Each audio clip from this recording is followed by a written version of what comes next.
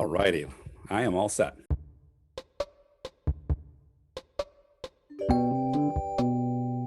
Most entrepreneurs think about, startup entrepreneurs in particular, think about, I have a great idea for a product, right? Most Fortune 500 CEOs don't think that way.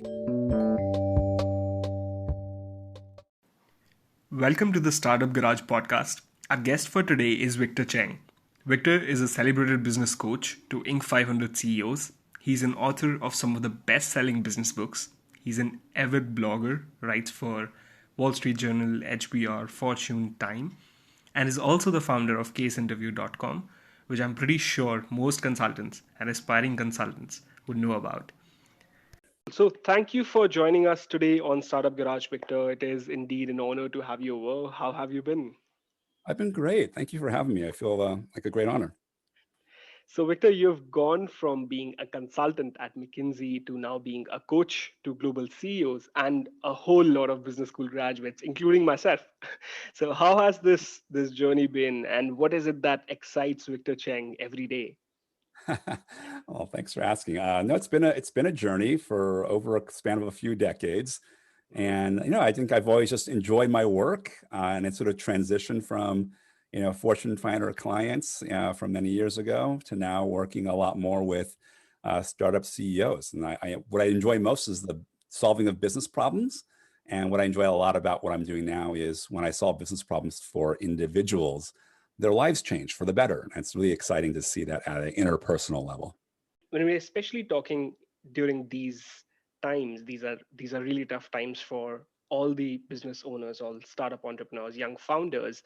And you wrote a book in 2009, which was Recession Proof Business. And I'm guessing it was based on your observation of the 2008 crisis.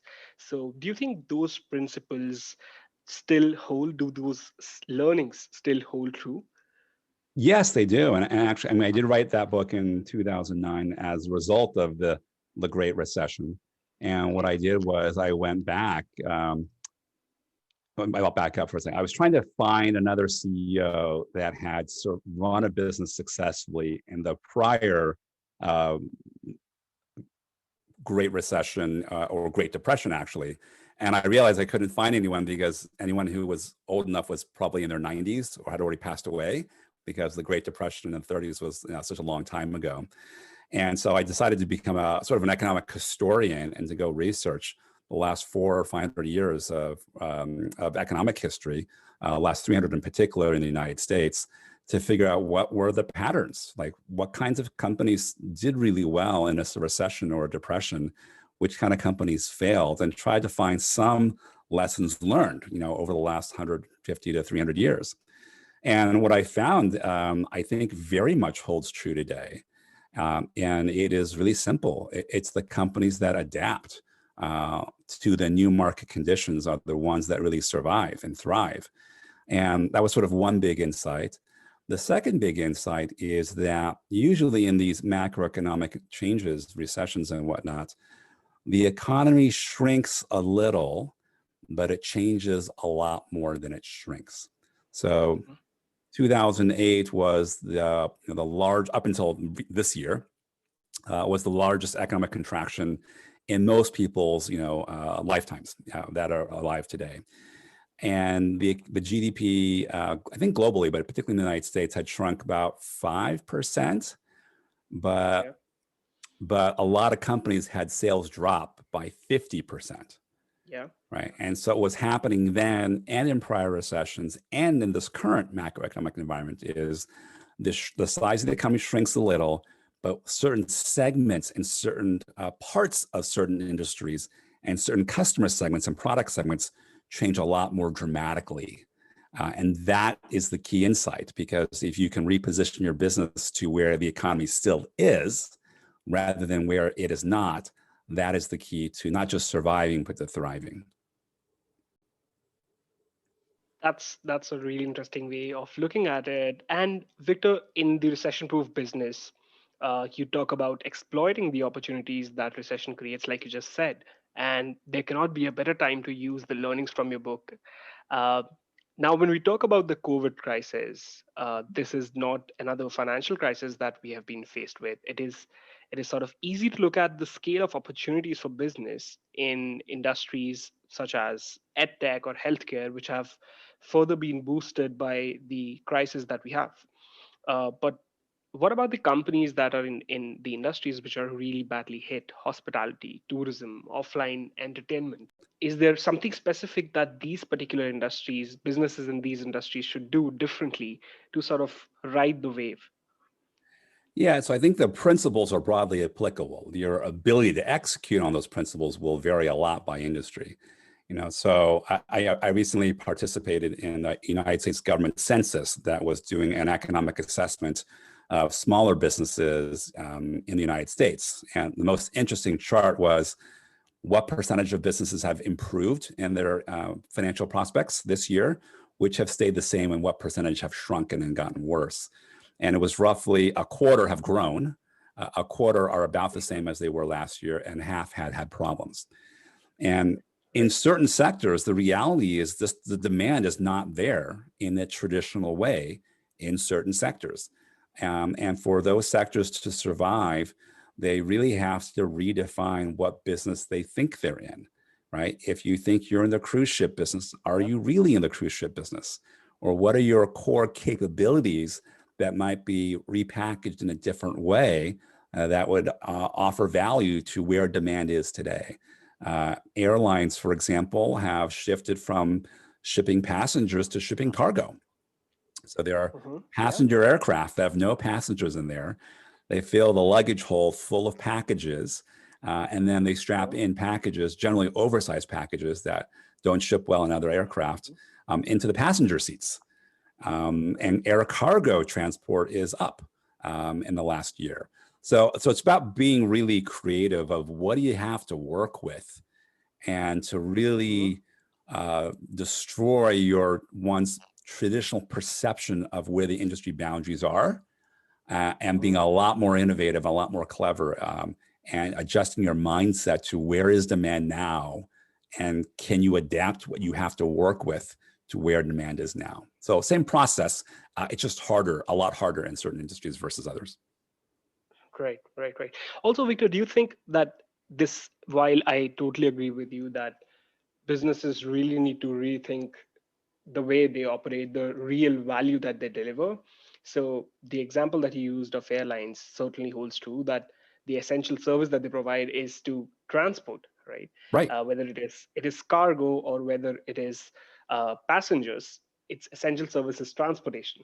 And whereas I also tend to think that such crises are a good point for certain businesses to take a step back and realize that maybe the core value proposition that they were delivering does not really hold value now, or will not hold value later in time, right? So how do you sort of differentiate between these two things? Because there's a very thin line between sort of so to say deciding to shut down or deciding to pivot and move to a slightly different value proposition. So how do you sort of decide between that?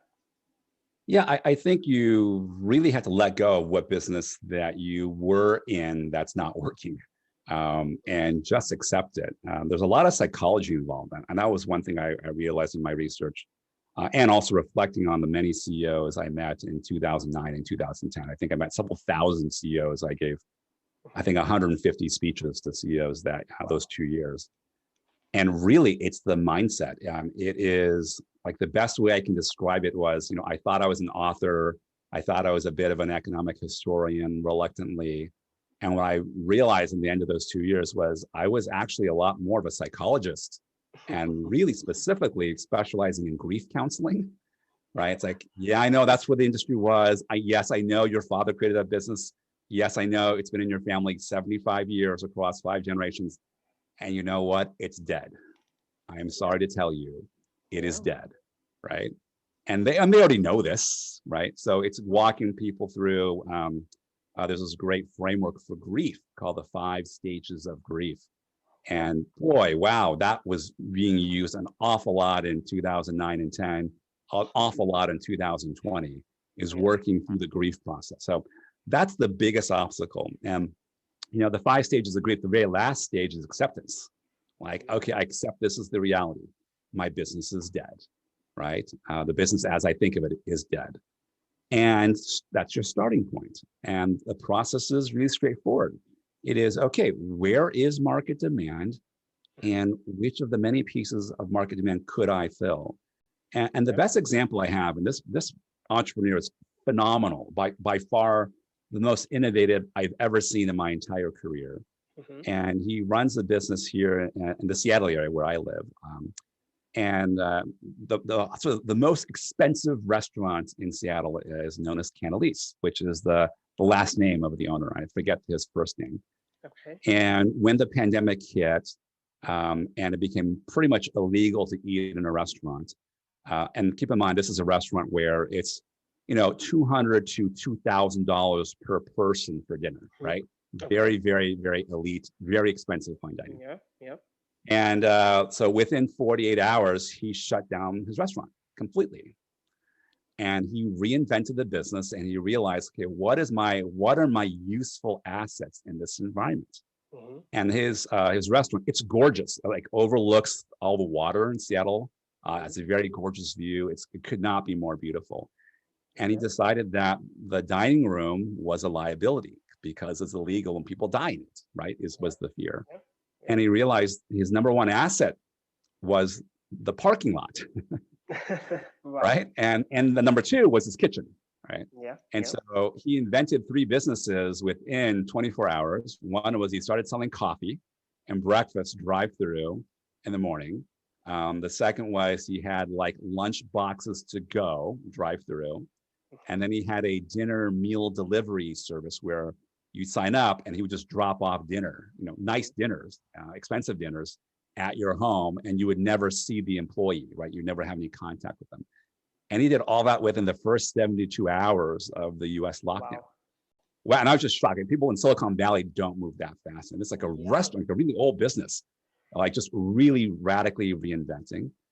Since then, he has added in selling wine and cocktail kits, right? So sort of all the ingredients to make your own cocktails and delivered with those meals. Now he has outdoor dining. Over the summer was around seafood, crab and lobster. Then he realized, well, we're already driving the car for the deliveries and people are buying groceries. So why don't I deliver produce? And so now he has supplies produce. It's basically a grocery delivery business on top of ordering dinner for the weekend. And so these 5 different businesses all created over the last 9 months, none of which they're all off brand. Like it's like the most expensive restaurant in Seattle is now like delivering like produce, right? Which is a really, really big change. So really epitomizes that understanding of where is market demand now?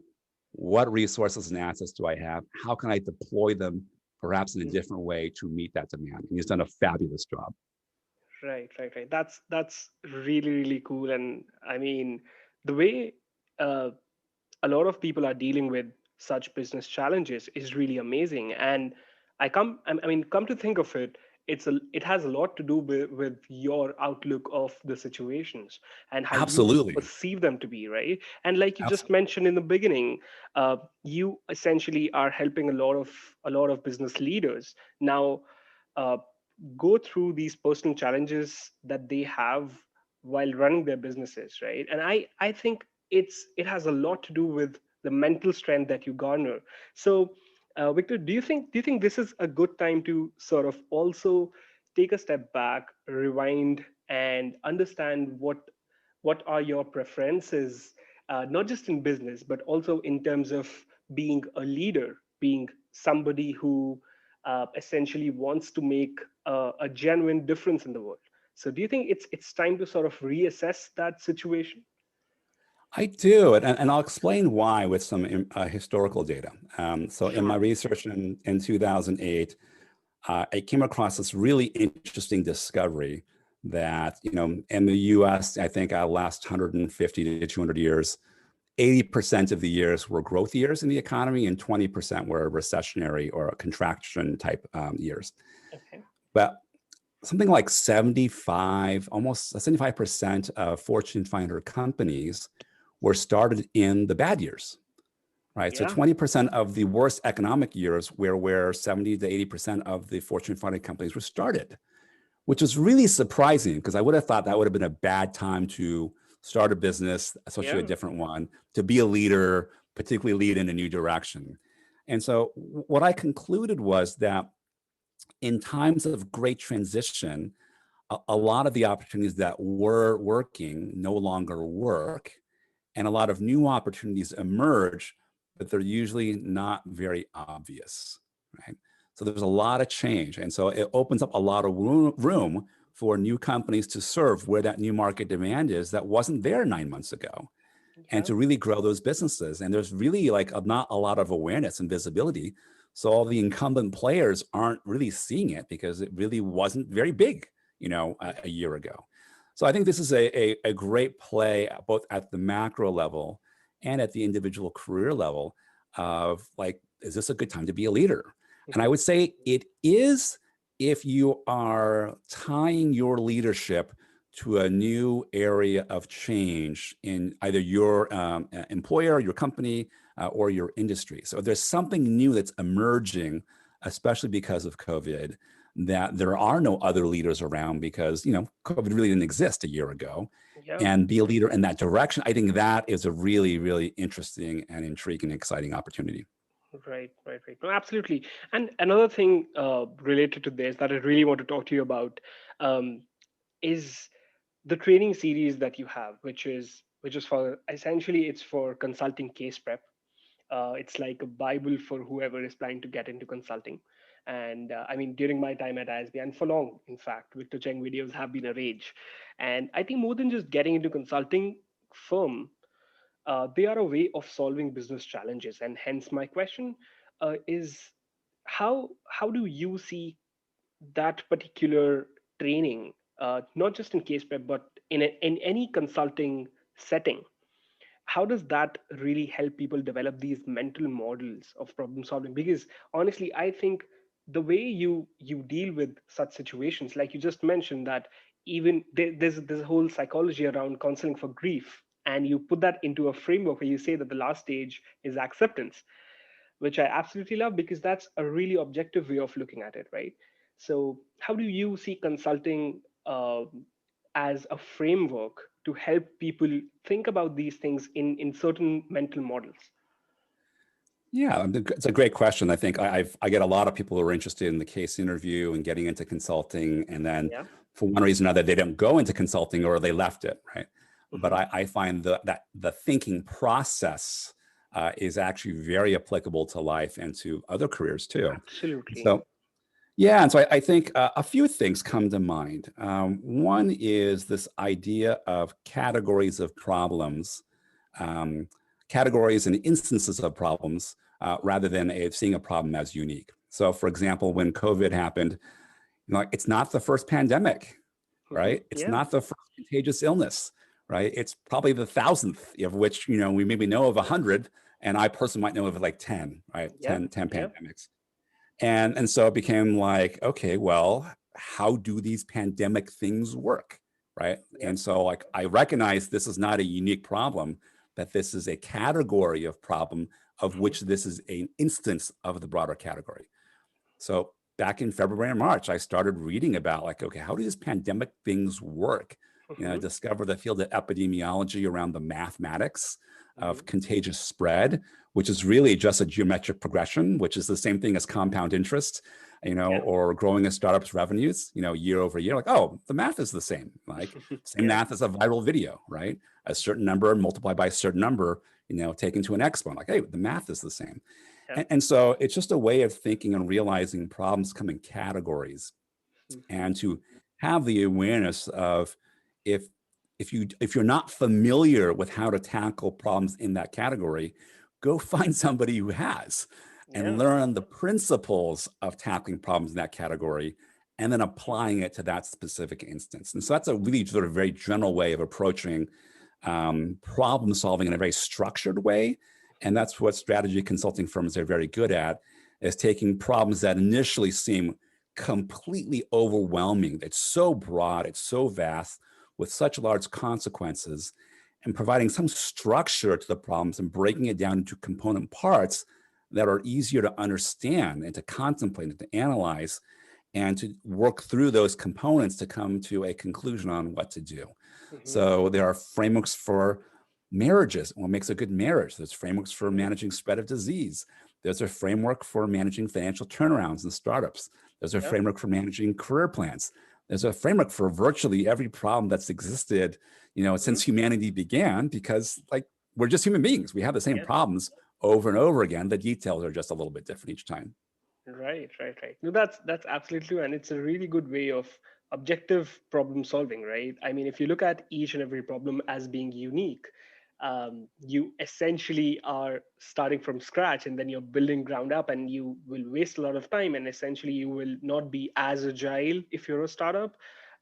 Your turnaround time would not be a lot, and that can be one of the biggest reasons you fail, right?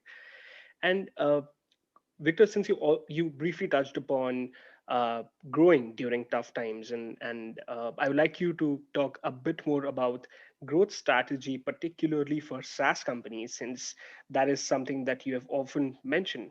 And you also mentioned in your book that the two most important factors in scaling a SaaS business are the time and the place, right? So, what exactly do you mean by these two? And when, according to you, does a company reach the right time and the right place to scale a business? Yeah, thanks for asking that. So the term scaling a business, which is very popular in the SaaS or software as a service world, also as the Silicon Valley world, is to make a business grow really fast, very quickly, right? Yeah. Get big fast is essentially what scaling means. Mm-hmm. And there is, in the startup culture, especially in software in Silicon Valley, there is a huge pressure to get big fast. Yeah. And it's a little bit misplaced, in my opinion. Okay? Mm-hmm. The right time to get big fast is when you figured out what works. And specifically two things. One is, have you found a problem that your product actually can solve and does solve, like so-called product market match or product market fit, rather? So does the product work, and do people care that it works, is sort of the first condition. The second condition is the go-to-market process. So the sales and marketing effort. Do you have a marketing and sales process that reliably generates leads, introduces them to your offer, and converts them into a paying customer? Once you've figured out that whole process and it's fairly consistent and it's repeatable, you're doing it the same way every time, and you figured out the processes are documented, and you know exactly what it costs to generate a lead, and you know exactly what percentage of prospects become buyers, and you know exactly how much money they spend, then you've taken out a lot of the risk in getting one customer, one prospect through the entire system. When you've figured that out, that is the ideal time to scale and get bigger. So if you got one or two salespeople and a marketer, and the whole process is very well structured, very well defined, to the point where you can put it into a financial model in a spreadsheet, and what happens in real life actually does match what the model says should be happening, then add more, right? Add 10 salespeople. If the 10 salespeople work, add 50 salespeople. If the 50 work, add 150. Keep going as long as the model still works and it still can be fed, and all the mathematical parts match real life.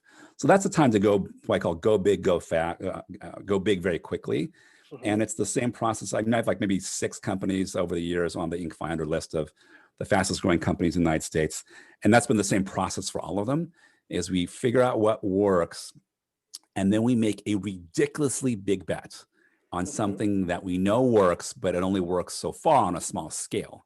But we know the math really well, and that's worked out incredibly well to generate very, very fast growth. Right. And also, since you mentioned with startups, particularly, there is a common practice to achieve rapid growth.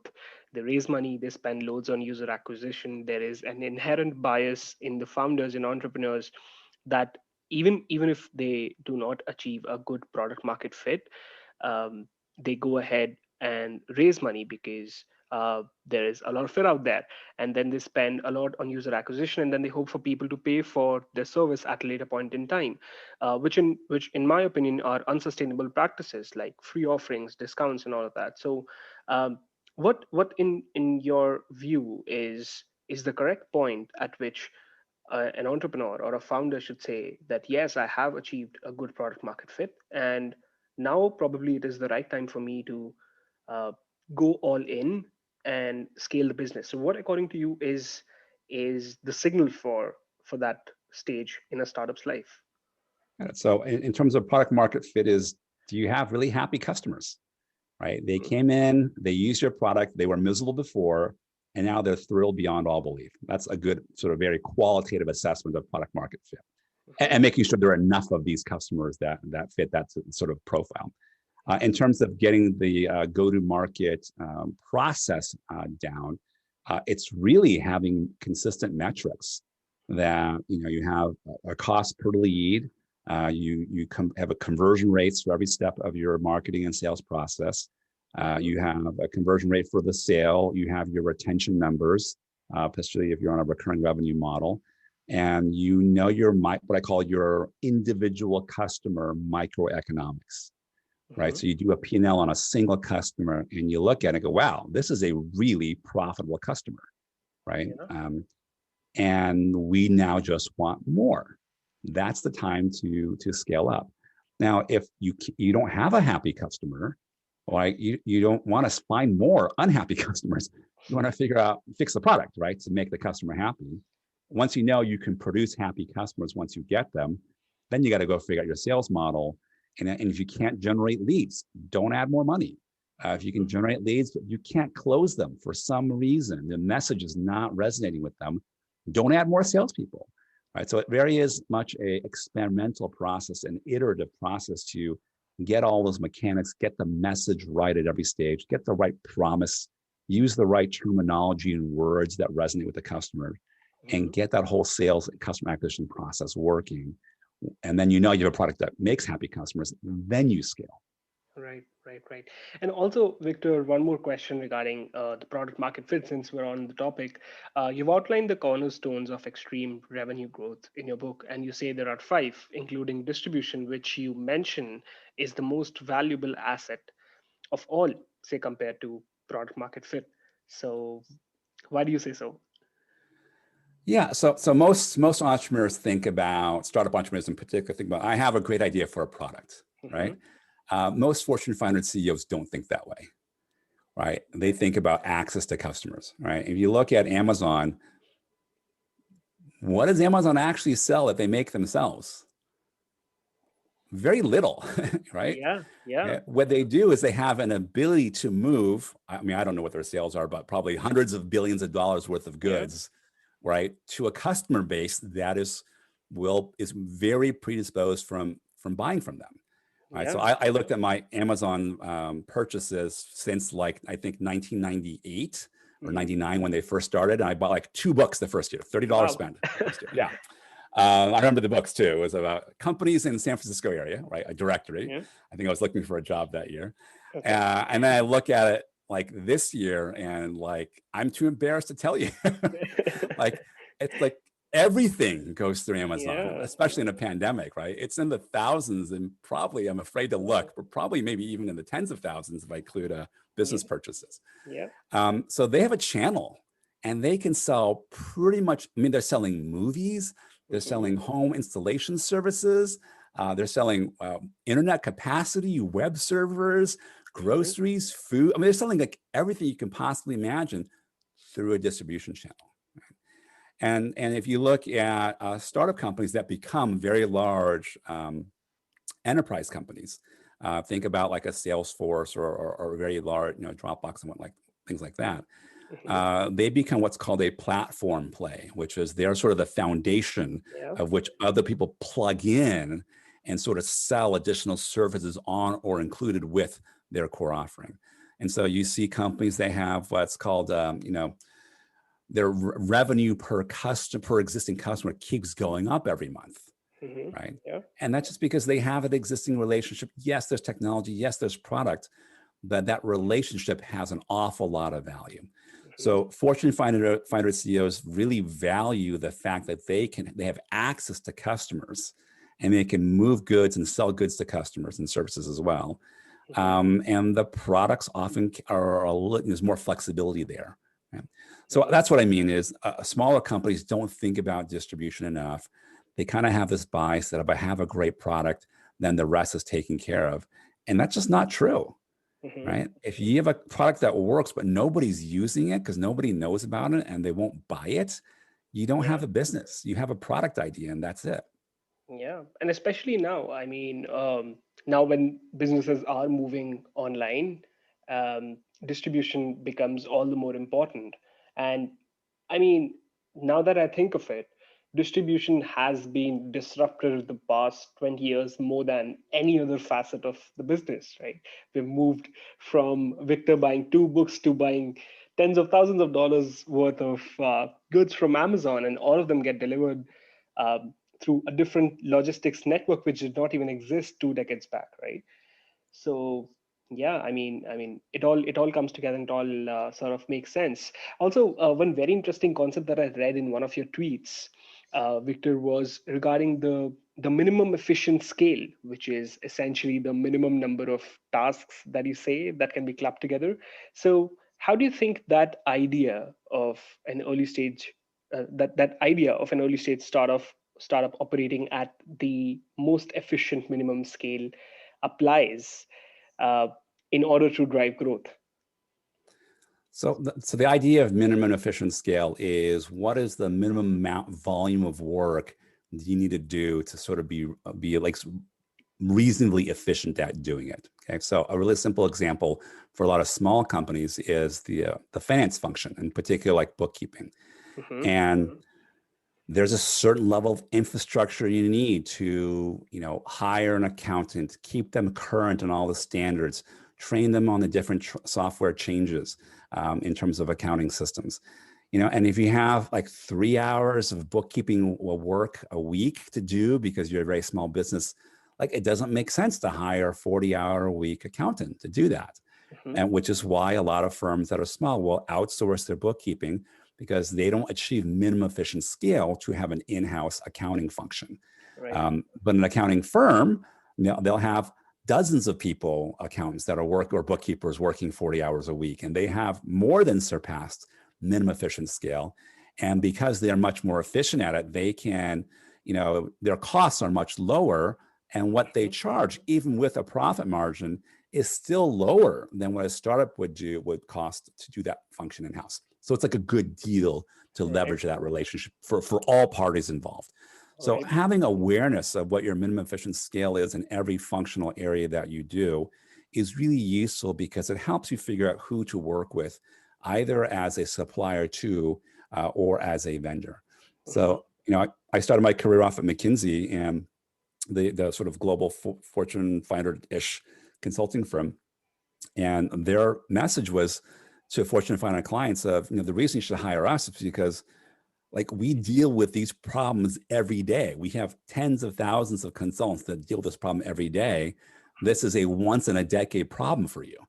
So like, it doesn't make sense to recruit an entire team to solve a problem that only exists for 6 months out of the decade, when we have these people and we have an entire process for recruiting, training, and continuing to develop these people to solve this kind of problem. So it makes sense, even despite our fees, to hire us because of that. We have achieved minimum efficient scale and you have not. So those are some ways to think about businesses. All righty, I am all set.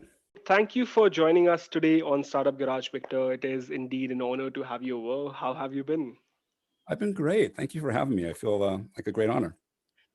So, Victor, you've gone from being a consultant at McKinsey to now being a coach to global CEOs and a whole lot of business school graduates, including myself. So, how has this journey been, and what is it that excites Victor Cheng every day? Well, thanks for asking. No, it's been a journey for over a span of a few decades, and I think I've always just enjoyed my work, and it sort of transitioned from Fortune 500 clients from many years ago to now working a lot more with startup CEOs. And what I enjoy most is the solving of business problems. And what I enjoy a lot about what I'm doing now is when I solve business problems for individuals, their lives change for the better. And it's really exciting to see that at an interpersonal level. Yes, they do. And actually, I did write that book in 2009 as a result of the the Great Recession. And what I did was I went back. I'll back up for a second. I was trying to find another CEO that had sort of run a business successfully in the prior um, Great Recession or Great Depression, actually. And I realized I couldn't find anyone because anyone who was old enough was probably in their 90s or had already passed away, because the Great Depression in the 30s was such a long time ago. And so I decided to become a sort of an economic historian and to go research the last 400 or 500 years of economic history, last 300 in particular in the United States, to figure out what were the patterns, like what kinds of companies did really well in a recession or a depression, which kind of companies failed, and tried to find some lessons learned, over the last 150 to 300 years. And what I found, I think very much holds true today. And it is really simple. It's the companies that adapt to the new market conditions are the ones that really survive and thrive. And that was sort of one big insight. The second big insight is that usually in these macroeconomic changes, recessions and whatnot, the economy shrinks a little, but it changes a lot more than it shrinks. So 2008 was the large, up until this year, was the largest economic contraction in most people's lifetimes that are alive today. And the GDP, I think globally, but particularly in the United States, had shrunk about 5%, but a lot of companies had sales drop by 50%. Yeah. Right. And so what was happening then and in prior recessions and in this current macroeconomic environment is the size of the economy shrinks a little, but certain segments and certain parts of certain industries and certain customer segments and product segments change a lot more dramatically. And that is the key insight, because if you can reposition your business to where the economy still is, rather than where it is not, that is the key to not just surviving, but to thriving. That's a really interesting way of looking at it. And Victor, in the recession-proof business, you talk about exploiting the opportunities that recession creates, like you just said. And there cannot be a better time to use the learnings from your book. Uh, Now, when we talk about the COVID crisis, this is not another financial crisis that we have been faced with. It is sort of easy to look at the scale of opportunities for business